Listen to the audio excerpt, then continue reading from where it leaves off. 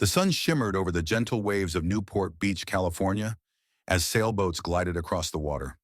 It was an ordinary day for most, a picture-perfect scene of serenity. Yet beneath the calm surface, something dark was brewing. Peggy Beckler had always loved the ocean. A strong, independent woman, she was an accomplished athlete and a successful businesswoman. That afternoon, she and her husband, Eric Beckler, set out on a boat trip, a seemingly normal outing. The couple had been married for several years, and to outsiders, they looked like the perfect match. But appearances could be deceiving. Hours later, Eric would return to shore, alone. He ran toward the marina, his breath uneven, his face flushed with panic. "Help! My wife! She fell overboard!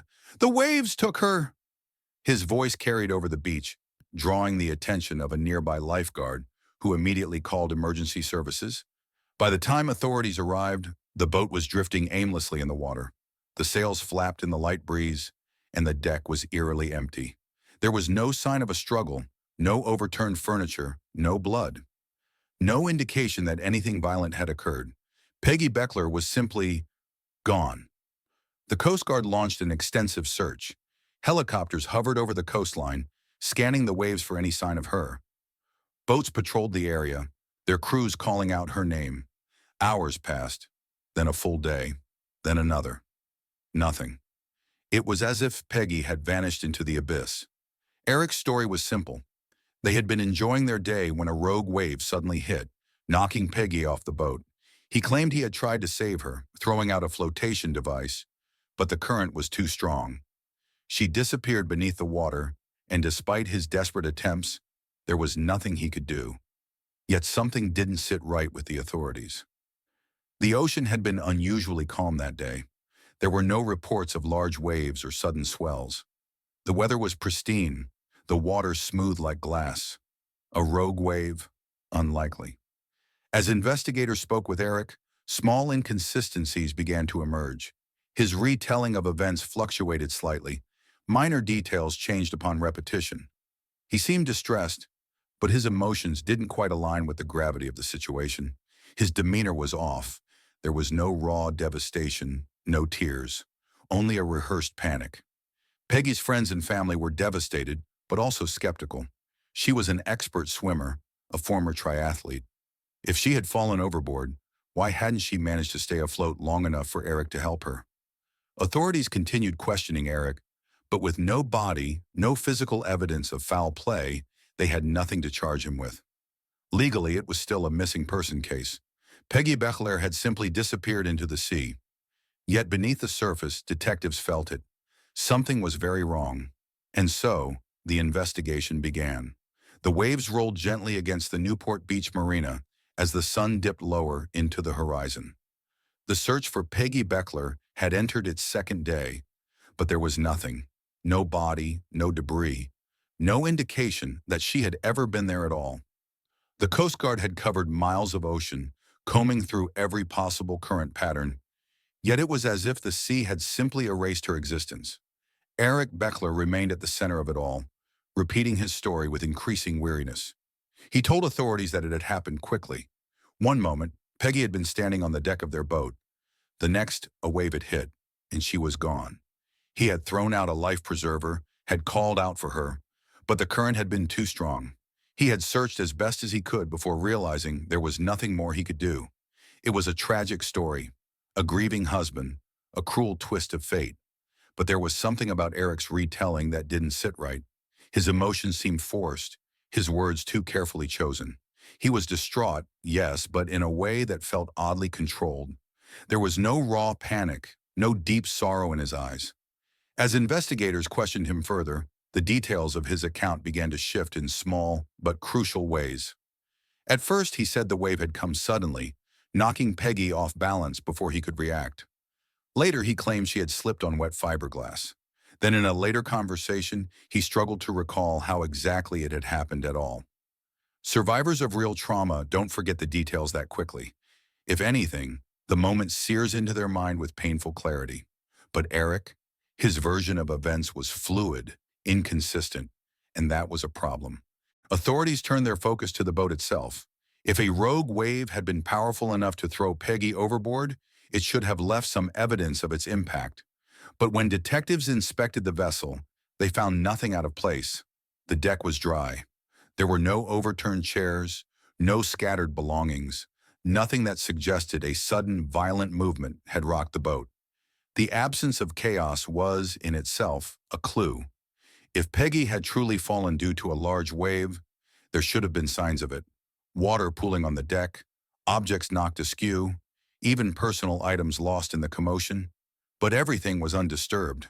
The boat looked as though it had been carefully tidied, its surfaces wiped clean. That left an unsettling possibility. Had Peggy really fallen? Or had something else happened on that boat? Something that left no trace behind? As detectives probed deeper, they started to uncover the fractures in the life Eric and Peggy had built together. To outsiders, they had seemed like the perfect couple. But the truth was more complicated. Peggy was the ambitious one, the successful one, the one who had built something for herself. Eric, on the other hand, had always been in her shadow. Friends of Peggy described a woman who had grown increasingly restless in recent months. She had confided in close acquaintances that she was considering leaving Eric. Their marriage was strained, their fights more frequent. And then there was the matter of money. Peggy had been the primary breadwinner, the one holding things together financially. Eric, once a promising athlete, had drifted over the years, never quite settling into a stable career. There had been whispers of debts, of financial strain that Peggy had tried to manage. And then detectives found something that changed everything. Peggy had a life insurance policy, a significant one, $2 million, and the sole beneficiary, Eric Beckler. It was too large a coincidence to ignore. A husband on the verge of financial ruin, a wife contemplating divorce, a sudden, inexplicable disappearance at sea. The pieces were beginning to form a picture, but it was still incomplete. There was no body, no evidence of a crime. Suspicion wasn't enough. Then came a moment that turned the investigation on its head. A longtime friend of Eric's, Darren Kobe Laker, came forward with something chilling. Months before Peggy vanished, Eric had made a passing remark about how easy it would be to dispose of a body in the ocean. At the time, it had seemed like nothing more than a morbid joke, the kind of dark humor some people indulged in. But now it didn't feel like a joke at all. It felt like a blueprint. The problem was investigators still had nothing to hold Eric on. No physical proof, no direct evidence linking him to Peggy's disappearance beyond suspicion and circumstantial red flags. They needed something more, and they would find it. The case had begun shifting from a tragic accident to something far more sinister. Eric's inconsistencies, his lack of emotion, the forensic impossibility of his story, it all pointed toward foul play. Yet investigators were still missing the key element: proof. In the coming days, their search for answers would take them deeper into Eric's past, into his relationships, and into the critical missteps that he had no idea he had already made. The deeper investigators looked into the circumstances surrounding Peggy Beckler's disappearance, the more troubling the case became. What had started as a routine missing persons report had quickly transformed into something much more sinister. There was no body, no clear evidence of a crime, yet an undeniable sense of unease lingered over the case. The facts, as presented by her husband, did not align with reality. In the early days of the investigation, authorities had no choice but to proceed cautiously. There was always the possibility, however slim, that Peggy had indeed been the victim of a tragic accident, that the Pacific had swallowed her whole, leaving no trace. Yet the lack of physical evidence, combined with Eric Beckler's demeanor, painted an increasingly suspicious picture. Eric had been cooperative, at least on the surface. He answered every question, stuck to his version of events, and maintained an air of subdued grief. But grief had an unmistakable texture: messy, unpredictable, raw. Eric's sorrow, in contrast, was practiced. There were no spontaneous moments of despair, no outbursts of guilt, no signs of a man tortured by the loss of his wife. The inconsistencies in his timeline were only the beginning. Detectives turned their attention to the couple's finances, a logical avenue in any investigation where foul play was suspected. Money was often at the root of crime, and in Peggy's case, the financial landscape of her marriage held potential clues. Peggy Beckler had been a driven woman, self-made and successful. She had built a thriving physical therapy business, one that allowed her to live comfortably. Eric, on the other hand, had always struggled to find the same level of success. He had dabbled in different ventures, some legal, some questionable, but none of them had amounted to much. The financial imbalance between them had long been a source of tension. Friends recalled how Peggy had spoken about her frustrations. She had grown tired of being the sole provider, tired of Eric's carefree approach to life. More than once, she had expressed concerns about their future. Divorce had been on her mind, though she had not yet taken the final step. And then there was the matter of the life insurance policy. Detectives had uncovered documentation proving that Peggy held a $2 million policy, a considerable sum, and one that named Eric as the primary beneficiary. While it was not unusual for married couples to hold life insurance policies, the timing of Peggy's disappearance made this revelation especially troubling. If she had indeed planned to leave Eric, had he known? Had he feared the loss of financial stability? Investigators needed to understand the extent of Eric's financial troubles. What they found was unsettling. He had accumulated significant debt, much of it hidden from Peggy. Credit card balances were maxed out, personal loans were overdue, and there were records of failed business ventures that he had kept secret. It was clear that without Peggy, Eric was financially drowning. Still, suspicion alone was not enough. Investigators needed something concrete, something that could tie Eric to Peggy's disappearance in a way that could hold up in court. The absence of a body made this an uphill battle. The first real crack in Eric's story came from his inner circle. While some of his friends maintained that he was innocent, others were less convinced. A longtime acquaintance, Darren Kobe Laker, had already shared a chilling revelation. Eric had once joked about how easy it would be to make someone disappear in the ocean. But was it truly a joke, or was it a glimpse into a calculated plan? Detectives pressed Darren for details. Had Eric ever mentioned wanting Peggy gone? Had he ever made comments about their marriage that suggested resentment or anger? Darren hesitated, then admitted that in the months leading up to the incident, Eric had spoken about being trapped. He had hinted that his life would be so much simpler without the baggage of his marriage. This was critical. It showed motive, but it still wasn't enough to build a case. In the meantime, Eric's behavior in the wake of Peggy's disappearance continued to raise eyebrows. For a man who had just lost his wife, he seemed unusually composed. He made no public appeals for information, offered no visible signs of devastation. He had not once asked to join the search efforts. And then, there was the biggest red flag of all, his newfound sense of freedom. Just weeks after Peggy's disappearance, Eric's spending habits drastically changed. He had access to Peggy's finances and wasted no time in upgrading his lifestyle. He booked expensive trips, purchased luxury items, and was soon seen in the company of another woman. While grief manifests differently for everyone, this was not the behavior of a man overcome with sorrow. If anything, it looked like a man who had just unburdened himself. Investigators were certain now this was no accident. Peggy Beckler had not simply fallen off that boat. She had not been pulled away by a rogue wave. Something had happened out there, something deliberate, and Eric Beckler knew exactly what it was. The problem? They still had no body, no witnesses, no definitive evidence of foul play. It was time to change tactics. If Eric wasn't going to slip up, then someone close to him might, and investigators had their sights set on someone who might be able to give them the break they needed. As the case built momentum, investigators had begun solidifying Eric Beckler's motive. His financial struggles, his growing resentment toward Peggy, and his suspicious post-disappearance behavior all pointed toward the possibility that this was a premeditated crime. However, without physical evidence, detectives still couldn't make an arrest.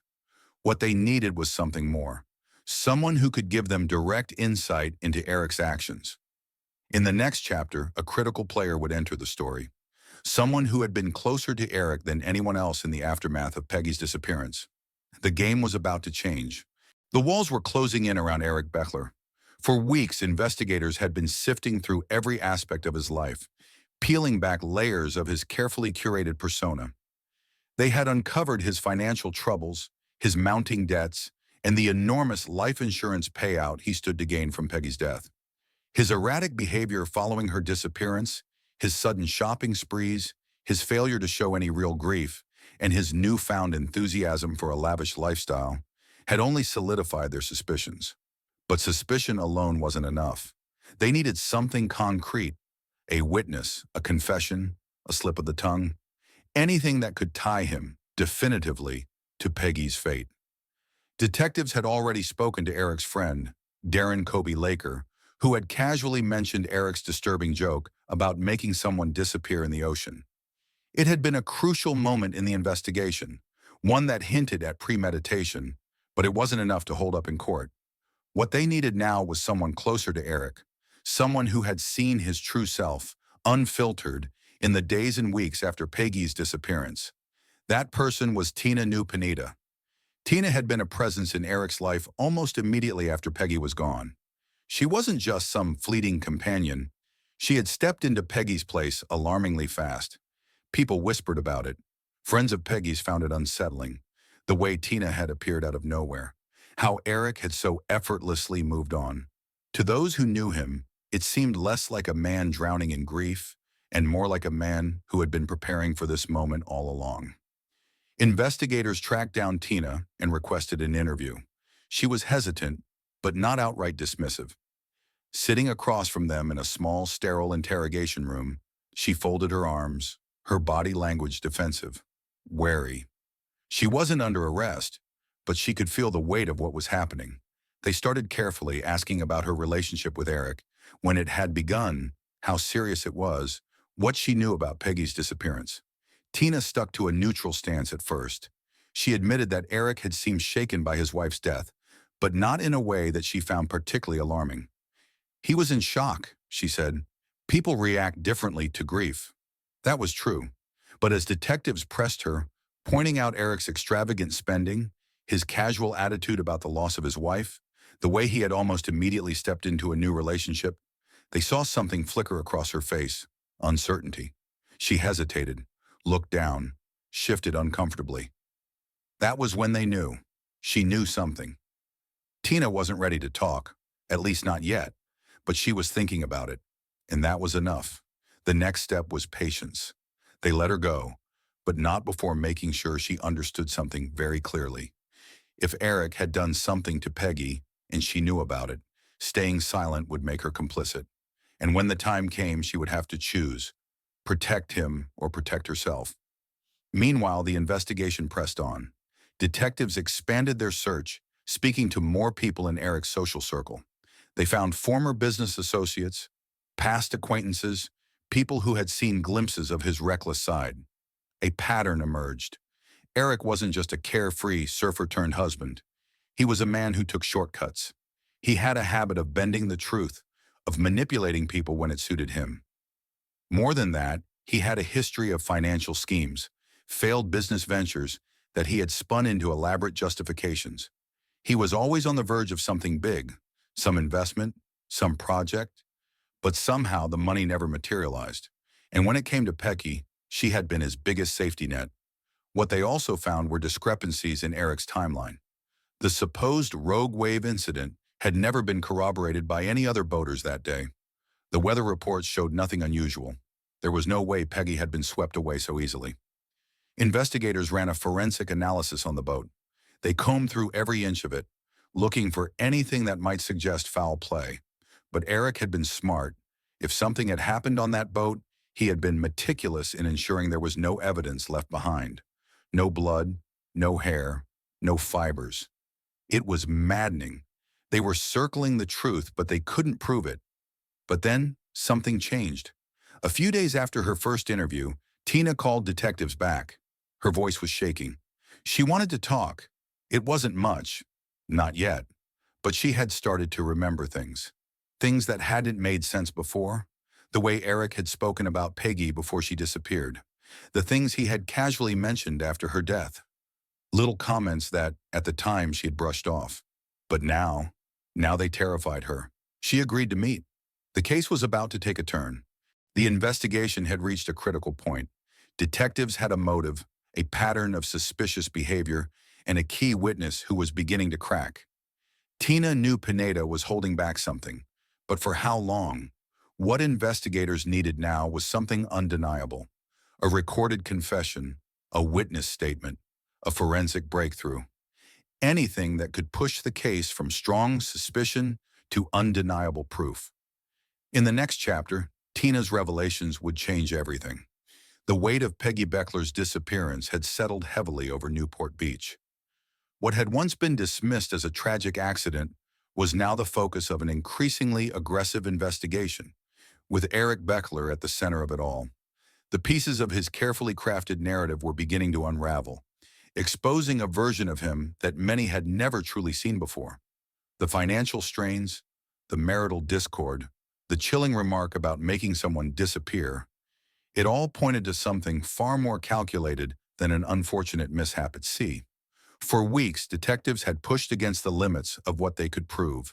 The lack of physical evidence had made their job infinitely harder, forcing them to build a case on behavior, inconsistencies, and the shadows of motive rather than tangible proof.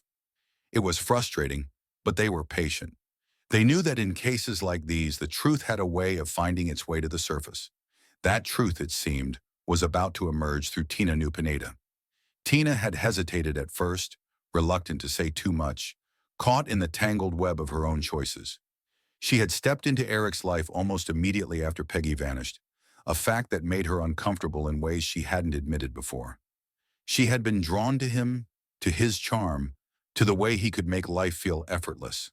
But now, with the mounting pressure of an investigation and the knowledge that the man she had fallen for might not be who she thought he was, she found herself in an impossible position.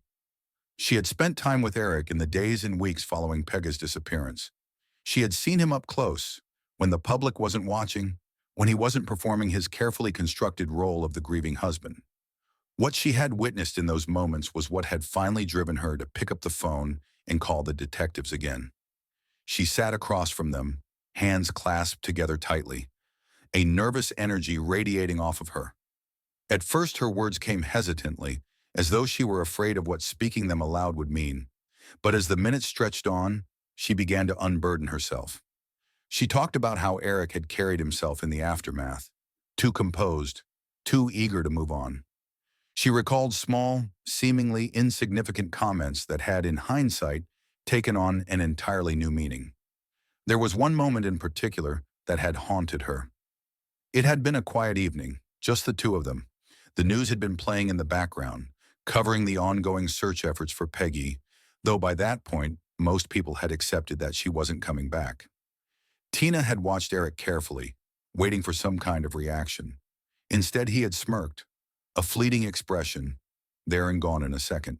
And then, almost casually, he had said, "They'll never find her."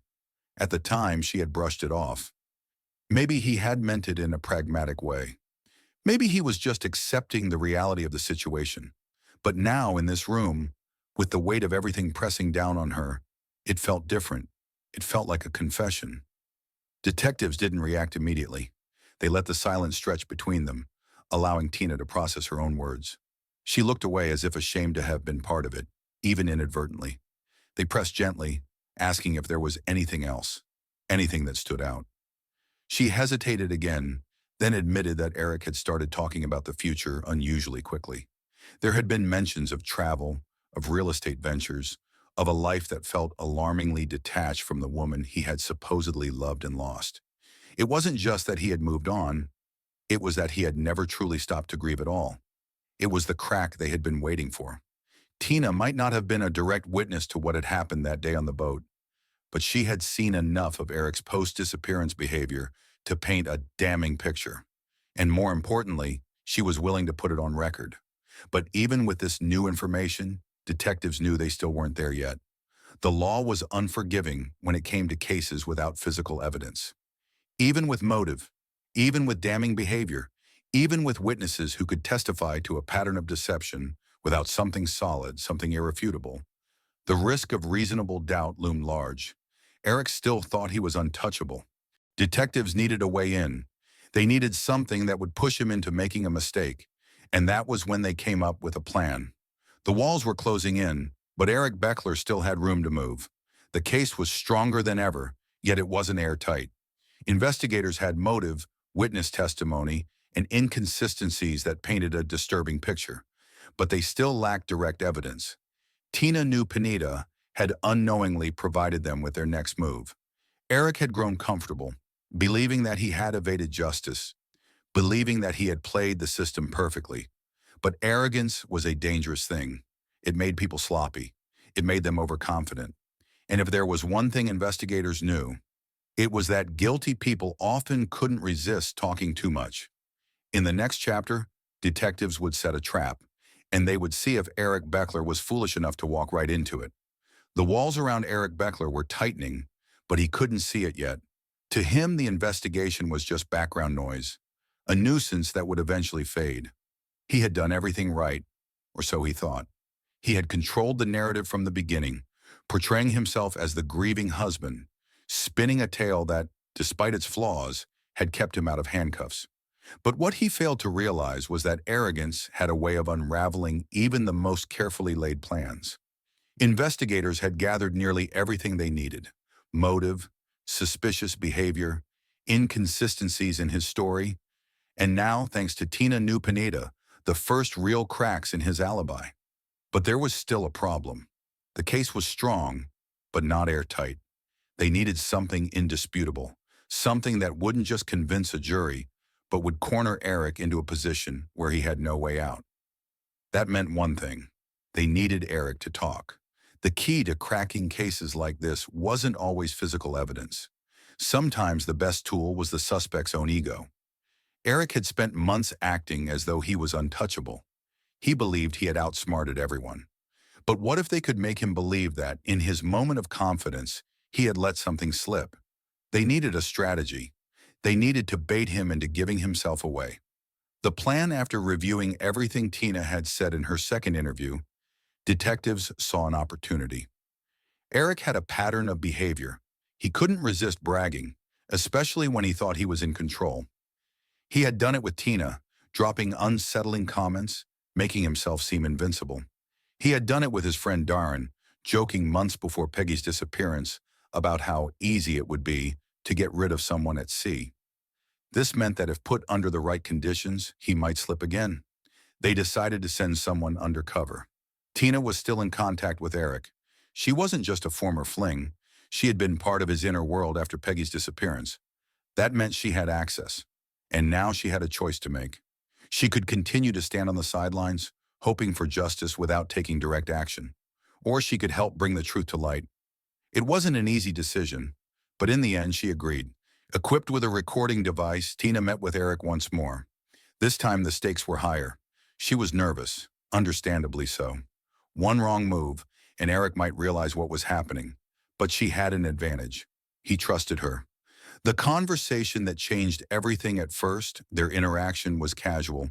Eric was relaxed, confident. He had no idea that Tina was recording, that every word he spoke was being carefully documented. She led him into the conversation slowly, asking how he had been feeling about the whole situation. Was he worried? Did he think the investigation would go anywhere? Eric scoffed at the idea. "They don't have anything," he said. "They're just fishing." Tina kept pushing, careful not to seem too eager. She played the role of someone who was genuinely curious, someone who still admired him. "But what if they find something?" she asked. "I mean, you were the only one there." That was when Eric made his first mistake. "They're not going to find anything," he said. "There's nothing to find. A slip, a small one. But in criminal investigations, small slips matter." Tina kept going, pretending to express doubts. "I don't know, Eric. What if someone saw something?" That's when he laughed. Not a nervous laugh, not an anxious chuckle, a smirk. "There's nothing to see," he said. Then, with a tone that sent chills down Tina's spine, he added, "They'll never find her." The moment the words left his mouth, Tina knew. She had him. Turning the tide. Tina handed over the recording immediately. Investigators listened to it, dissecting every word, every pause, every instance where Eric's confidence had gotten the best of him. It wasn't a full confession, but it was close. More importantly, it gave them momentum.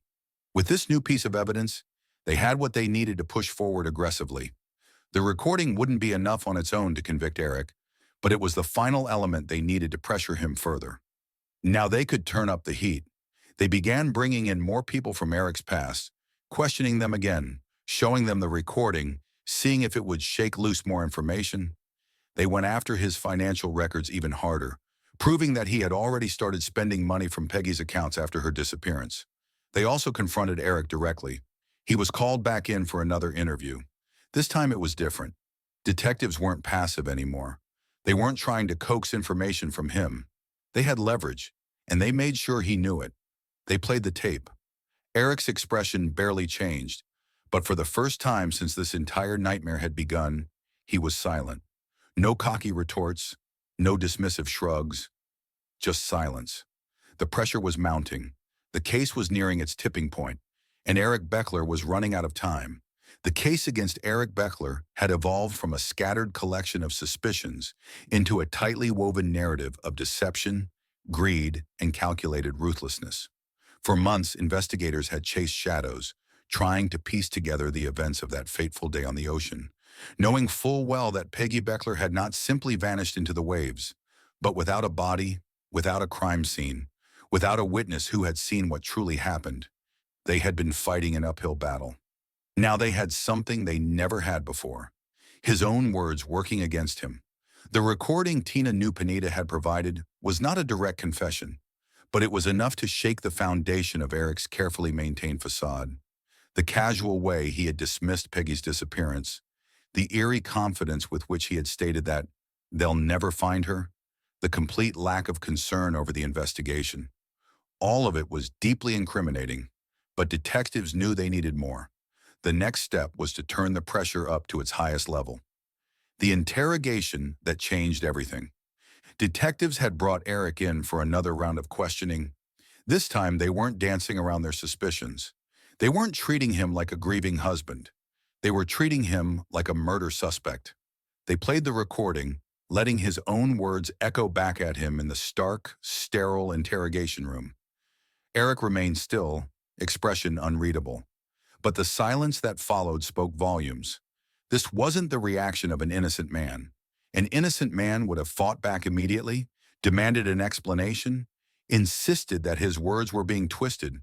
But Eric, he simply absorbed the weight of what he had just heard, calculating his next move. He still believed he could control the situation. "You want to explain that?" one of the detectives finally asked, breaking the silence.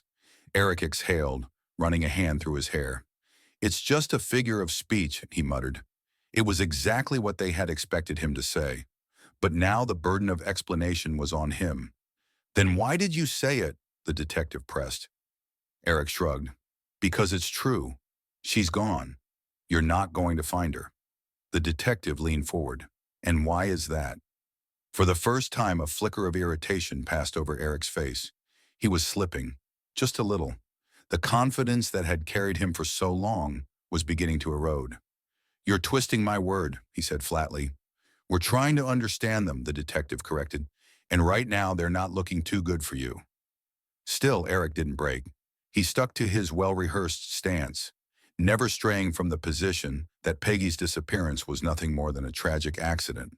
But detectives weren't expecting him to crack right then and there. This wasn't about a single moment of confession. It was about applying relentless pressure until he made the mistake they needed. And that mistake would come soon. The breaking point. Outside the interrogation room, investigators were preparing to hit Eric from every angle. The financial records had been thoroughly examined, proving that he had been in deep financial trouble before Peggy's disappearance. The life insurance payout was looming over him like a storm cloud, an undeniable motive that could not be brushed aside. Then there were the interviews from Peggy's close friends and family, revealing her intent to leave him. If she had gone through with it, if she had filed for divorce, Eric would have lost everything. One by one, detectives brought in his associates, his friends, the people who had once vouched for him. Some stayed loyal, some refused to talk, but others started to distance themselves. The more damning the evidence became, the less willing they were to attach themselves to his sinking ship. Darren Kobe Laker, The friend who had previously brushed off Eric's morbid joke about making someone disappear at sea was now rethinking everything. When confronted with a recording of Eric's latest remarks, his expression changed. He had laughed it off before, convinced that Eric was just talking big, but now it didn't seem like a joke at all. Did Eric ever mention anything about his marriage problems? Detectives asked him. Darren hesitated, and that hesitation was everything. Because the truth was, Eric had spoken about it more than once. He had vented his frustrations about Peggy, about her wanting more from him, about feeling like he was trapped. And then there was something else, something Kobe had never thought much about at the time, a conversation from months before Peggy vanished. They had been drinking, hanging out, when Eric had turned to him and casually said something that now felt disturbingly significant. If I ever wanted to get rid of someone, Eric had mused, I wouldn't be stupid about it. No crime scene, no body, no loose ends. At the time, Darren had shrugged it off as drunk talk, but now faced with the growing mountain of evidence, he wasn't so sure anymore. His reluctance to speak was evident, but detectives pushed. They needed his statement. Eventually, after a long pause, he agreed to go on record. And with that, the prosecution had another powerful piece of the puzzle. Building the case for arrest. With Darren's statement now added to their arsenal, investigators felt confident that they had what they needed to move forward with an arrest. The picture was complete. Financial motive. Eric was in serious debt and stood to gain $2 million from Peggy's death. Intent and planning. Eric had spoken to friends about how to make someone disappear without a trace. Post-disappearance behavior, his lack of grief, his rapid move into a new relationship, and his suspicious spending habits all pointed toward a man who had been waiting for this outcome. Recorded statement. The conversation with Tina, where he said they'll never find her, showing an awareness that Peggy's body would never be recovered. The time had come. They prepared the arrest warrant. Eric Beckler's days of freedom were about to come to an end. The moment had come. After months of relentless investigation, hours of scrutinizing financial records, countless witness interviews, and a slow but steady dismantling of his alibi, the case against Eric Beckler was no longer a collection of circumstantial evidence. It was a tightly constructed web that left little room for doubt. His carefully crafted story, the grieving husband who had lost his wife to the sea, had unraveled piece by piece. There was no sign of Peggy's body, but everything else pointed in one direction: the failing marriage, the suffocating financial debt, the life insurance policy, the callous comments made before and after Peggy disappeared, the lack of genuine grief, his rapid move into a new relationship, his arrogance, his confidence, his unwavering belief that he had gotten away with it. But now, with every piece of evidence stacked against him, investigators knew it was time. They had built their case with precision, ensuring that when they finally moved in, there would be no escape. The morning was crisp and quiet as Eric stepped out of a cafe near his home, sipping his coffee like any other day. He had no idea he was about to lose his freedom. The detectives approached with practiced ease, not rushing, not drawing attention. When they called his name, he barely had time to react before he was surrounded. "You're under arrest for the murder of Peggy Beckler." For the first time, Eric looked caught off guard. The arrogance, the unshakable confidence that had carried him through months of questioning flickered for just a moment. He opened his mouth, but whatever words he had intended to say never made it out. The handcuffs were secured around his wrists, and just like that, the man who had believed himself untouchable was led into a waiting police car. News of his arrest spread fast. For so long, Peggy's disappearance had been dismissed as a tragedy of the sea, an unfortunate accident that left a man widowed and a family without answers. But now the narrative had shifted. The community that had once offered Eric sympathy was now questioning everything. The media seized on the story, headlines exploding across television screens and newspapers. The courtroom battle ahead was inevitable. Without a body, Eric's attorneys would argue that there was no definitive proof of a crime. But the prosecution wasn't concerned. They had built their case carefully, anticipating every move the defense would make. They would prove that Peggy didn't just disappear, that she had been taken from this world by a man who had everything to gain from her death. As Eric sat in a holding cell, his world began to close in. For a man who had always controlled his own narrative, the cold reality of incarceration was suffocating. The walls were too close, the air too thin. He was no longer the charming husband weaving stories at dinner parties, no longer the grieving widower convincing friends of his sorrow. He was an inmate awaiting trial for murder. And then, just when he thought the situation couldn't get worse, it did. A former cellmate, someone he had spoken to in what he thought was confidence, had come forward. He had talked too much. In his arrogance, he had let words slip that would come back to haunt him. It wasn't a full confession, but it was enough to make things even more difficult for his defense. With each passing day, the weight of what was coming pressed heavier. The trial was approaching, and the world would finally hear the full truth about what had happened to Peggy Beckler. The courtroom battle would be long, filled with twists and counter-arguments. But one fact remained unchanged. Justice was finally catching up to Eric Beckler. The case had reached its turning point. Eric Beckler had been arrested. The public now saw him not as a grieving husband, but as a man facing a murder charge. The prosecution was ready to take the fight to court, and the lack of a body was no longer seen as an obstacle, but rather a challenge they had prepared for. The evidence was compelling, the motive undeniable, and now with a jailhouse informant potentially adding more weight to the case, the momentum was in the prosecution's favor. The next step was the trial, a high-stakes battle between justice and the illusion of reasonable doubt. The trial of Eric Beckler was more than just a legal proceeding. It was a reckoning. For years, Peggy Beckler had been nothing more than a name in a case file, a woman whose fate had been reduced to whispered speculation. There had been no body, no final resting place, no closure for her loved ones. The only thing left was the truth, one that had been buried beneath lies, manipulation, and a carefully orchestrated illusion. The courtroom was packed. Peggy's family sat in the front row, their faces lined with exhaustion and quiet resolve. They had waited years for this moment. The weight of their grief had never lessened, but now at least they had a chance to see justice done. Across the room, Eric Beckler sat at the defense table, flanked by his attorneys, his expression unreadable. He still believed in his ability to outmaneuver the system. He still thought he could convince the jury that this was all a mistake, a case built on speculation rather than fact. But the prosecution had prepared for this moment with meticulous care. They knew what they were up against, a man who had spent his life talking his way out of trouble, who had relied on charm and deception to evade consequences. This wasn't just about proving that Eric had motive. It wasn't just about painting him as a man who had gained financially from his wife's disappearance. It was about making the jury see the story for what it really was, a carefully plotted murder disguised as an accident. The opening statements set the stage. The prosecution outlined the undeniable pattern of deception, the chilling remarks Eric had made long before Peggy disappeared, the reckless spending that followed, the eerie detachment from his wife's supposed death.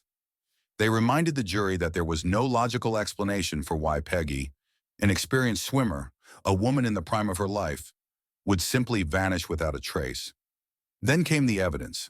Financial records were introduced, showing the deep debt Eric had been drowning in before Peggy's disappearance, contrasted with the life insurance policy that would have given him financial freedom.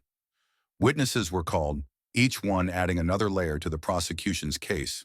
Peggy's close friends testified about the rocky state of her marriage, how she had talked about leaving Eric, how she had expressed concerns about his behavior. Tina New Pineda took the stand next. She recounted her time with Eric in the aftermath of Peggy's disappearance. The unsettling comments, the complete lack of grief, the moment he had smirked and said, "They'll never find her." She spoke about how, at first, she had believed him, how she had convinced herself that the doubts creeping into her mind were nothing more than paranoia.